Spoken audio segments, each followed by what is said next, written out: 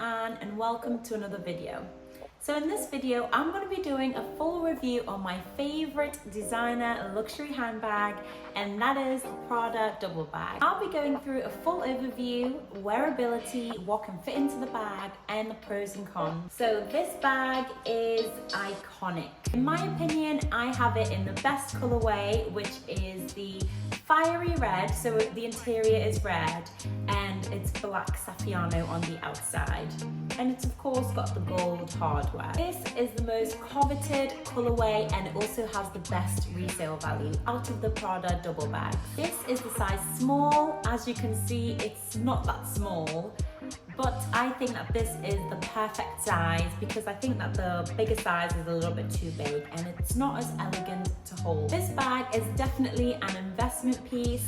I got this as a gift 7 years ago, and as you can see, it still looks pristine. When I was given this bag, it retailed at £2,000, around there, and now you can purchase it for £3,500. So it really holds its value, and that's why I think it's a great investment piece.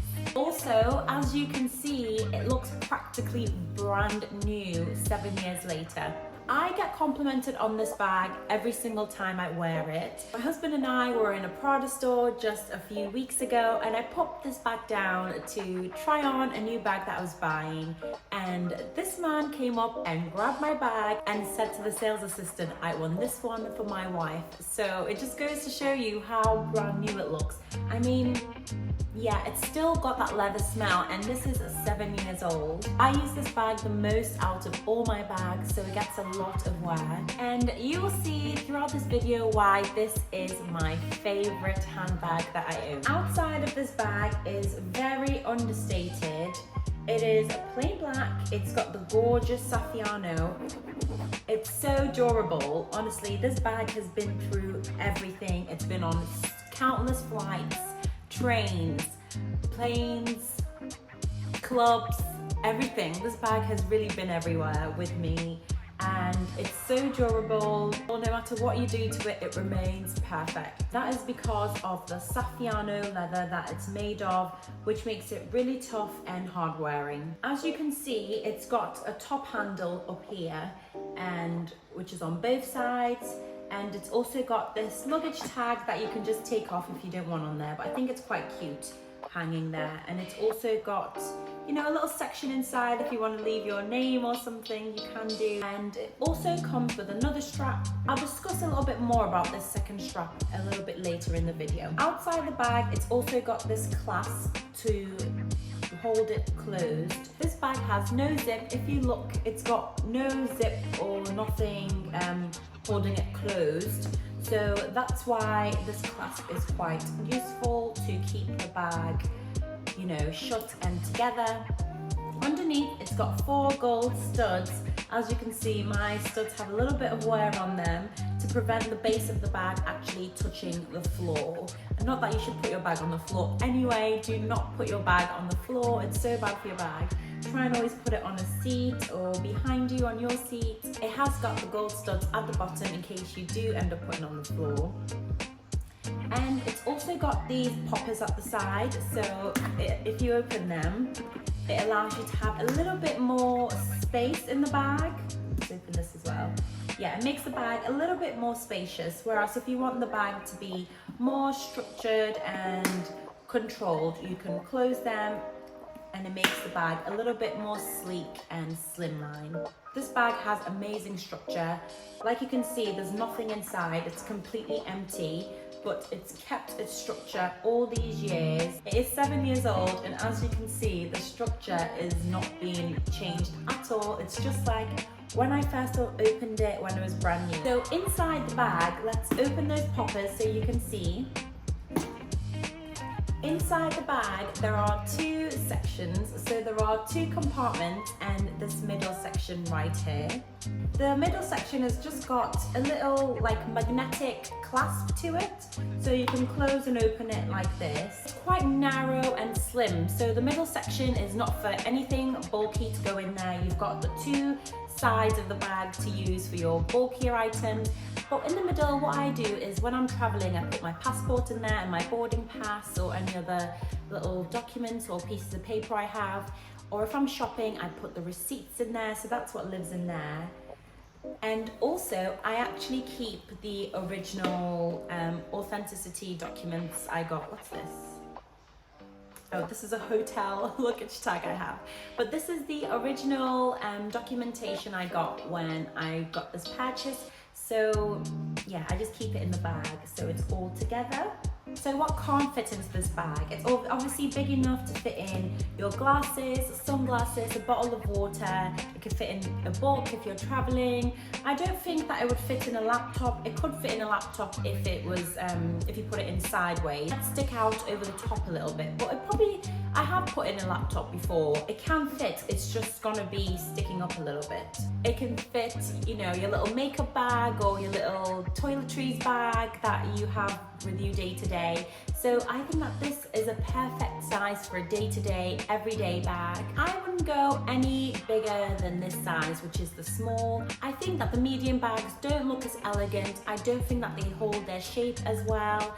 So when I was getting this as a gift, I definitely wanted this size, and it's been perfect. I think it's the perfect size for an everyday bag. If it was the bigger size, you couldn't use it every day because it would just be like a little bit more towards the tote size. Whereas this is more like a handbag. I really enjoy the top handle way of carrying it. That's probably the way I hold it the most. And let's get into this strap, which I said I'll talk about later. So like you could see, this strap is so long. Let me undo it and do it up how, you know, it originally was.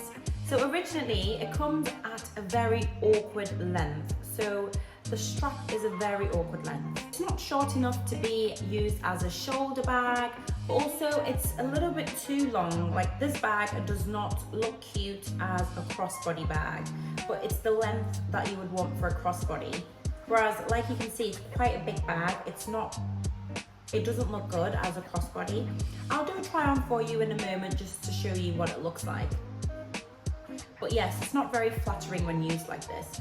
So what I did was I created another hole a little bit higher up so it can be used as a shoulder bag, and that is how I use it all the time. It makes a perfect shoulder bag. So I've got this when I want it on the shoulders, and then I've got this if I want to just use it as a top handle bag. I put all the excess strap back into the bag and it's never caused any problems in 7 years. The wearability of this bag is fantastic. It goes with absolutely everything because of its neutral colour scheme. It immediately adds elegance to every outfit. It elevates it, especially when you're travelling and you have a more casual outfit on. This just elevates it and adds that little bit of extra glam to your outfit. This was actually one of the first luxury handbags I ever got, and I think it was the perfect one. So if you do have the budget and you're looking for your first luxury purchase, I would definitely recommend this Prada duffel bag. It's my favourite bag that I own at the moment, and it's great because if you don't have many other bags, it can fit so many purposes and you can get your use out of it. The cost per wear of this bag that I've had over the 7 years is so good, so I definitely would recommend it for your first designer purchase. If you're enjoying this video and you like this kind of content, be sure to subscribe. It really helps me out on my tiny little channel, and I really appreciate it. Now let's talk a little bit about pros and cons. As you can imagine, I am obsessed with this bag. I don't really have any cons, but I dug very deep to try and think of some cons for you to help you make a decision if you're going to buy it. The first con that I can think of is that it doesn't have a clasp to completely close the bag off at the top. So that can be a con for some people. For me, it's not really a con because it's never affected me, and it has got this clasp that you can close over and then it practically feels very closed. So it's never been a problem to me, but I do know some people like to have, you know, their bag zipped or closed up completely, which this bag is not. It's always a bit open. However, like you can see, it's quite tight at the top and nothing's ever fell out of it or anything like that. So it's not been a problem for me, but I understand that it could be for some people. The second con is that the shoulder strap is such an awkward length. Like I've discussed it a little bit before. but it is so awkward. But how I overcome this was just making a hole in it a bit higher up so it can be used as a shoulder bag, and that gets over that problem of it being an awkward length of handbag. That's definitely a negative of this bag. It is the length that they chose to make these shoulder straps. Maybe the new models have changed. I've had this for 7 years, so maybe they've improved this actually, but it's very easily fixed. And that was it. I literally couldn't think of any more cons. I've really searched deep and I can't think of any more. So let's get into the pros. There are so many pros, but I'm going to try and keep this short and brief for you guys. The first pro is, of course, the quality. So the quality of this is sublime. I think it's all down to the gorgeous Saffiano leather that is on the outer. I've never actually cleaned this bag or anything like that, but look at it, it's pristine, it is in perfect condition. I'll do a video of the bag a little bit more close up so you guys can see. It's got a tiny bit of wear, I guess, on the top handle here, but it's literally not noticeable. Like I said, in the Prada store, a man literally thought it was one of the display bags. So it looks brand new when you look at it in person. You would not even know that I've had this for 7 years.